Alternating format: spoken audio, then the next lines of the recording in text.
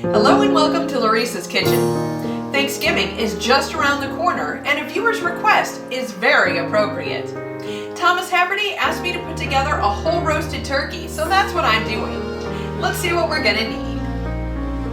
I've got a whole bird here. My bird happens to be 11 pounds because I'm only serving 5 people. Now we aren't going to stuff this with bread stuffing, but we are going to stuff it with carrots, celery, onions, apples, oranges, and lemons. We're also going to put a few herbs in there, some rosemary, sage, and thyme.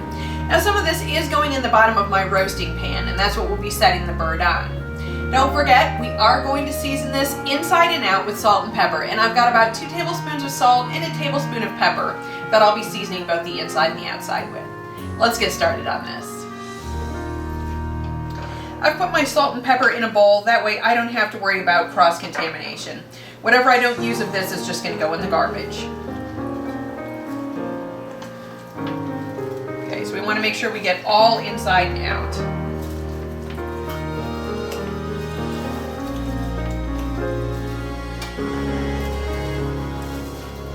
Alright, we don't want these wingtips to burn, so we're just going to tuck them in on the top, so just underneath the neck on both sides.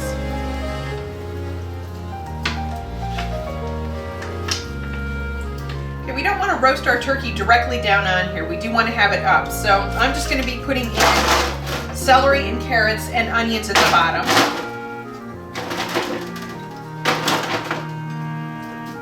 And I've just quartered the onions and just sliced up the carrots very rough. Okay, probably put a couple of these apple slices in here, a couple of lemons, a little bit of orange. The rest of this is going in the bird.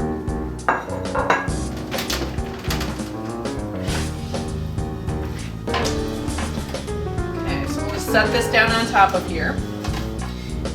I'll shove in some rosemary, thyme. I'm just going to go down to the bottom here. Sage. It's the last of my sage from my herb garden. Thyme.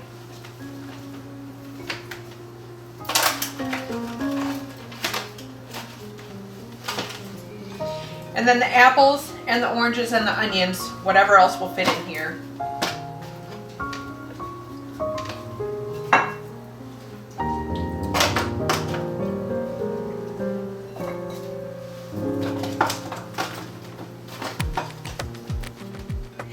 We have one last step.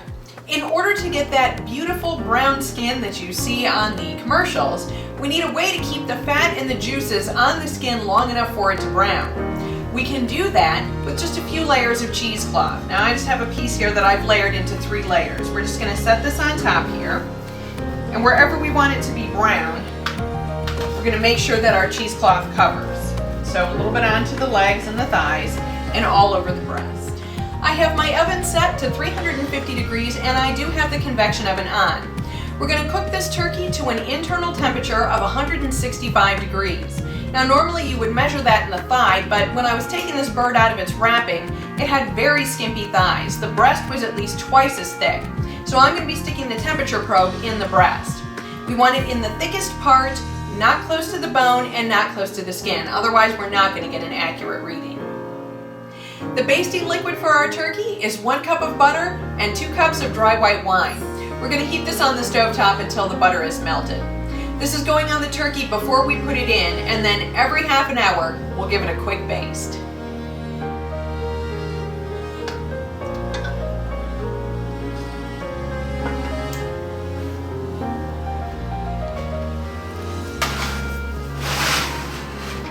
And then I need to make sure I don't stick my probe in there. We're going to baste this turkey every 30 minutes. So I have my timer set for 30 minutes, and this will also read my temperature.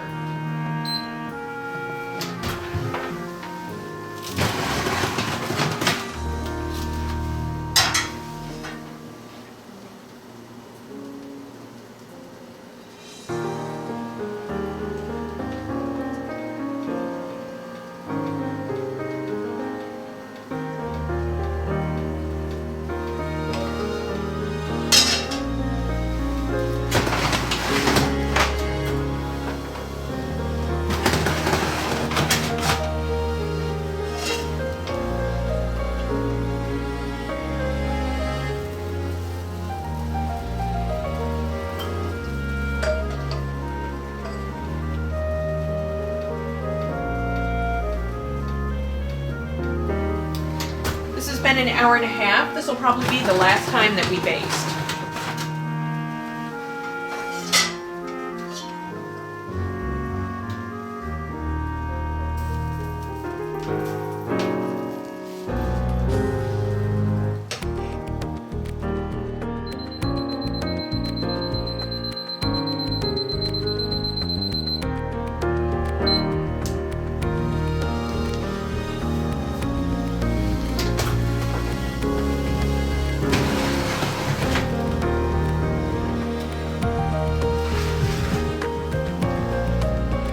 We need to let this turkey rest for at least 25 minutes. 45 minutes would be better. We'll be able to take off the cheesecloth at that time. We're not going to waste any of this juice. This is getting strained and turned into gravy.